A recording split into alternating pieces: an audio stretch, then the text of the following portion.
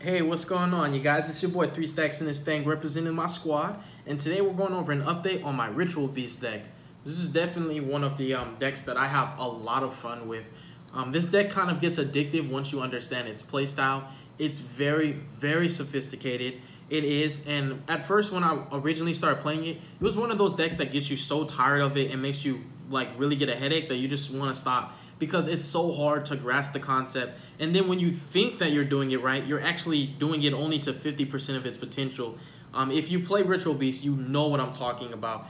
So we're going to hop right into the main deck. It's a combo-eccentric build, and this one's a little bit more turbo. I think back in the day, we played it a lot more stun. We played more back row than anything, but this one's more reactive, and I like that. So let's go ahead and hop into the build.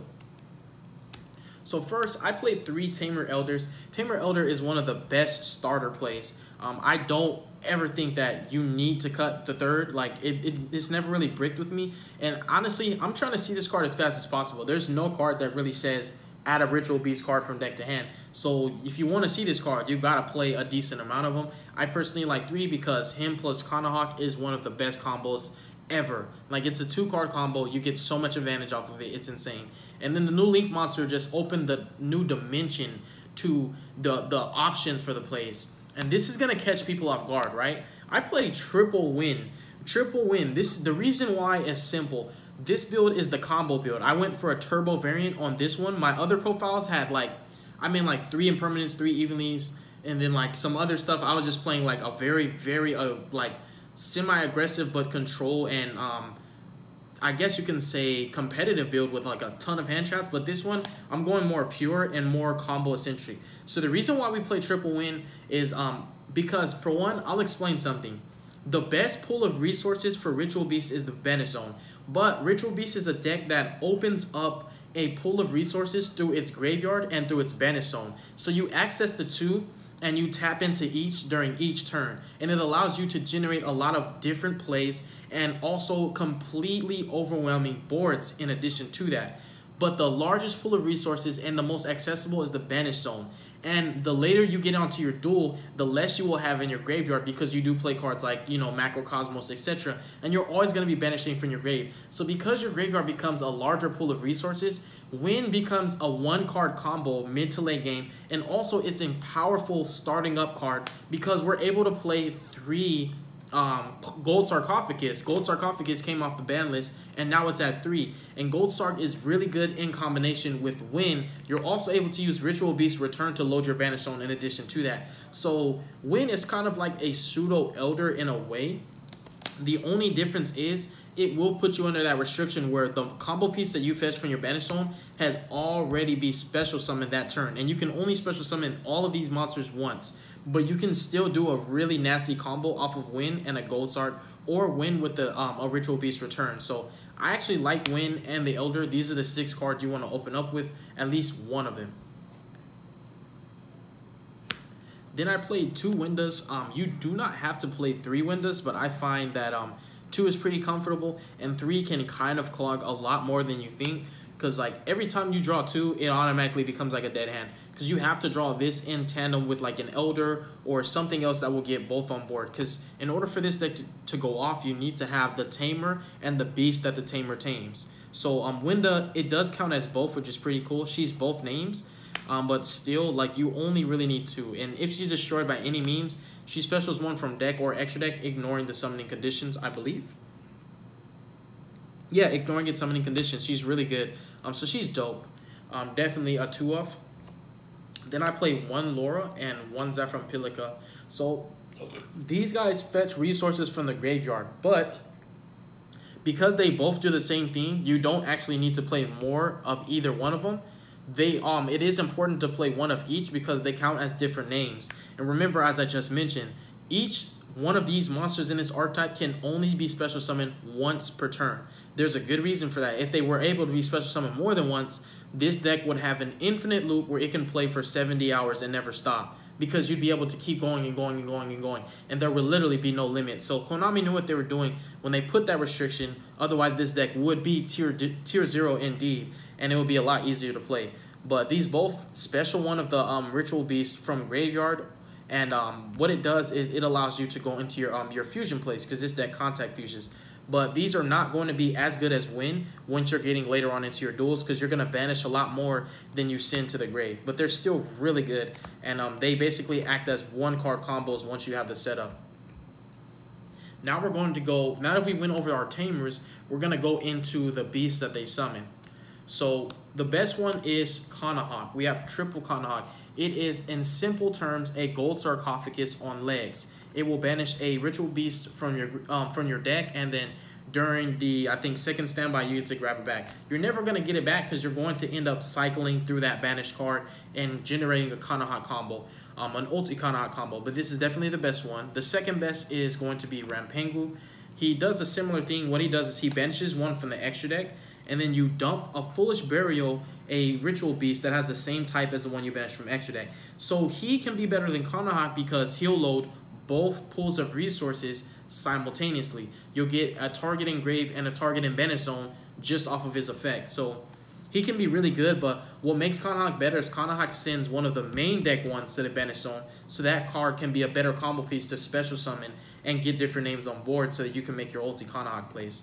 Then we do play two Apelios. Apelio, all he does is banish a spiritual beast card, a ritual beast card from grave, and he enhances all their attack by 500, and it's a quick effect. So you can use it in battle phase to OTK. Then we have Petalfin. Petalfin simply bounces cards back to the hand. It can help you to out things, and it does have a 2000 defense, which helps. So that's it for your main deck monsters. Then for spells, we have triple Gold Sarcophagus. You want this plus Win. That's a 2-card combo. That's the reason why I'm playing triple Win, because I want to enhance the plays that I can generate off of this, and I want to have a higher percentage of opening up with the 2-card combo, and then it increases the ceiling exponentially as well, because it's like when you have Gokis and then you incorporate a Sky Striker engine, which allows you to have more ways to go into your combo, if that makes sense. Then we have two Returns. Return is one of my favorite extenders. What it does is it banishes a Ritual Beast monster from your hand, and then you target a Ritual Beast monster in your graveyard or your banish zone and special summon it. And it's a spell speed 2. You can activate both of these in battle phase because it's not hard once per turn. You can OTK with it. You can block attacks with it. But more importantly, it extends your combos every single time. Every time. It's never not going to extend your combos. And it's searchable, and it's not hard once per turn. That's why I love 2 of this. It's really good. I'm so grateful to this card. It makes things a lot easier. It really does. It does so much work for you. Not only is it getting another body from the graveyard, especially one like when you already normal summon, you obviously can't normal Allura and grab from the graveyard. But what it'll do is it'll grab another banish, put another combo piece in banish zone, and then special summon from the graveyard, which you normally want to do instead of the banish zone, because the cards in your banish zone are gonna get special summon anyways. So Return's amazing, and it combos off really well with the Win turn 1. And then we have two Called by the Graves. This is a very combo-oriented deck.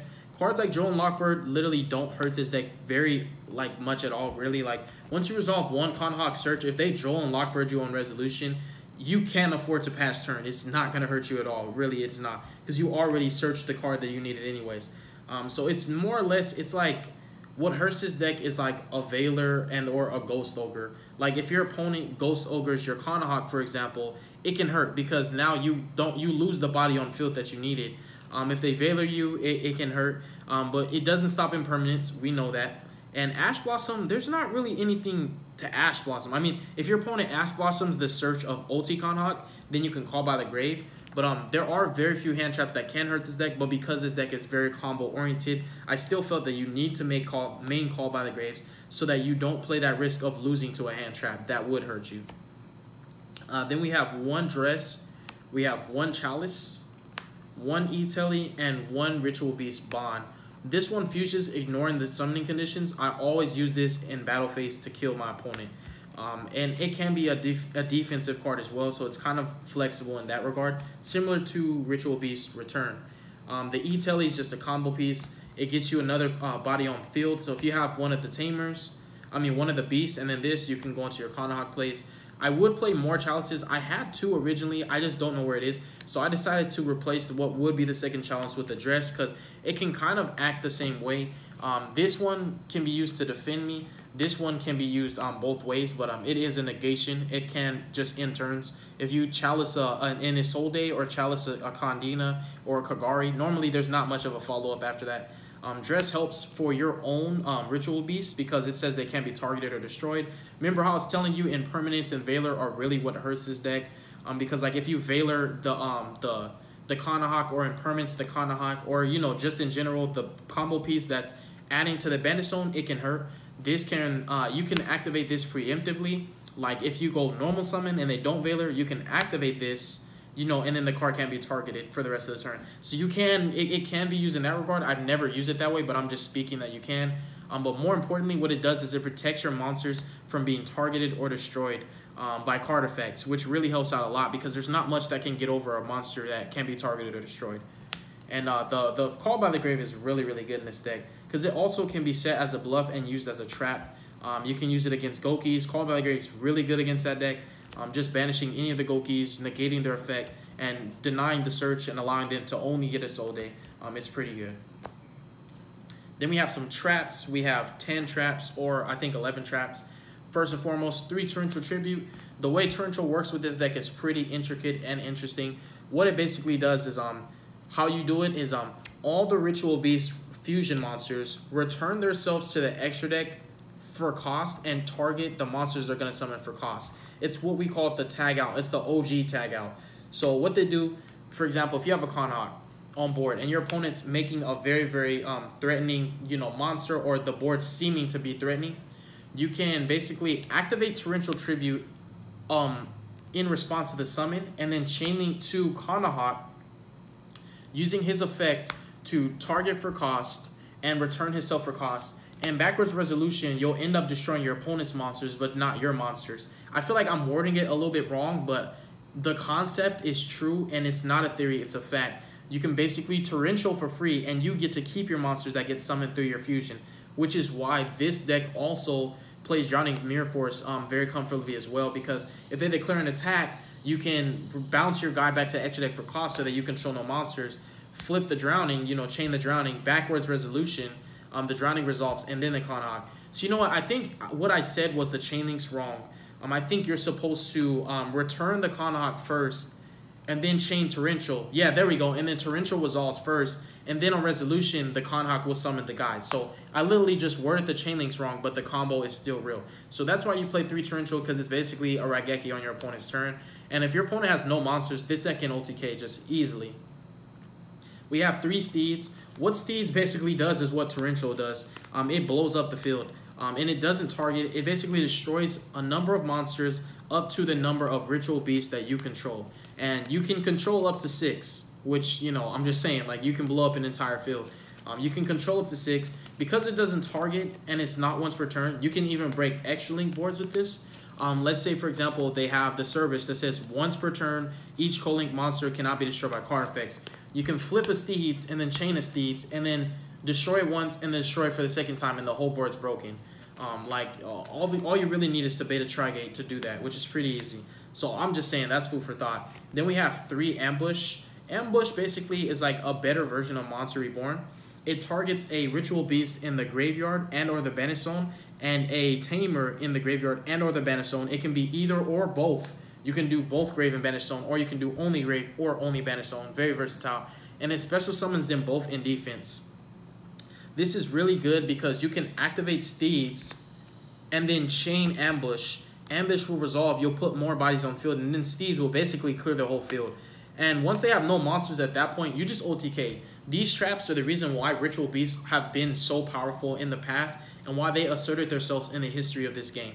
And then we do play the 1 Macrocosmos because it's insane. My Dimensional Fissure got sold in my trade binder. Otherwise, I would be playing that as well. Those are kind of just auto wins that you got to play, because this deck can play them comfortably because you really don't need your grave. And if anything, you can return your stuff from the Banish Zone to the grave. Alright, so now we're getting to the extra deck. So first and foremost, we have 2 OT Gaia Paleos. What this guy does is basically you can banish a Ritual Beast card from your hand. Just a card. All it has to do is have Ritual Beast in its name. And you negate the activation of basically anything. Spell Trap Monster, it doesn't really matter. He negates any effect and destroys that card. I think he banishes it, as a matter of fact. No, he destroys it. And what's cool about that is that's not actually once per turn. So if you guys know how I am with Herald of Perfection, this guy reminds me of a lot of Herald of Perfection based on your hand is your ammunition, and the number of cards in your hand dictates the number of cards that your opponent cannot activate. So if you have 4, Ritual Beast cards in your hand, your opponent has to sacrifice 4 cards out of his hand before he can actually deal with this guy. And this guy's a 3200 beater. He's really easy to summon. It's free how you summon him, really. And he's just a negator. All he's going to do is just negate, negate, negate. And he's more like your trump card. He's a mid to late game. You don't always need to summon him, but whenever you're ready to, you can do it. You don't ever have to prepare yourself, basically, if that makes sense. You can summon him whenever you want. It just depends if it's the right time. Because remember, trump cards, you want to hold them as your last resort. If you can't win through steeds and ambush and other things like that, you'll use your Gaia Paleo as your last resort. And if your opponent outs him, it's very difficult to win after that, because that's kind of like, again, your trump card. And you set yourself up for him with Kanahawk. Kanahawk adds Ritual Beast cards from your deck to your hand, and he's not once per turn. There's a reason why Konami hit this card to 1 on the ban list. So you can load your hand with as many Ritual Beast cards as you can fit. Maximum is 6. You make this guy, you pass, you have 6 negates, and you have a Steeds and an ambush. You can just set those, keep 4 negates, then you have 4 negates plus an amazing follow-up in the form of a Raigeki and a Swarm the Field, and then you can OTK. So this card's just amazing. Broken, like, you're never going to lose if you summon this guy. That's why I say you summon him at the right time. And then, of course, the 1 Kanahawk. It's at 1 for a reason. Then we have 3 Ultia Paleos. You don't actually need to summon 3. I play him for the name. I actually maximized on all the other Ritual Beast fusions because you need to resolve your Rampengu a lot. I resolve Rampengu a minimum of 4 to 5 times per duel. In the progression of 2 turns, I normally resolve him like 3 to 4 times. And if a duel lasts longer than that, I'm going to resolve Rampengu a lot. Rampengu and Kanahawk. So I'm always going to be banishing these guys from my extra deck and then dumping another from deck. So at bare minimum, I need at least 1 to go into. But I normally go into more than 1 of these guys if they don't get the ability to tag out for whatever reason. They can't tag out. So as a safety precaution measure, I decided to maximize on each one of these. They're really good. So this guy basically says if he attacks, you can't activate anything whatsoever. He's unaffected, I think. He's just... yeah, he's unaffected by card effects. So if he attacks, you can't touch him. He's broken. And then Ulti Pedalfin cannot be destroyed by any means. So it's a really good staller.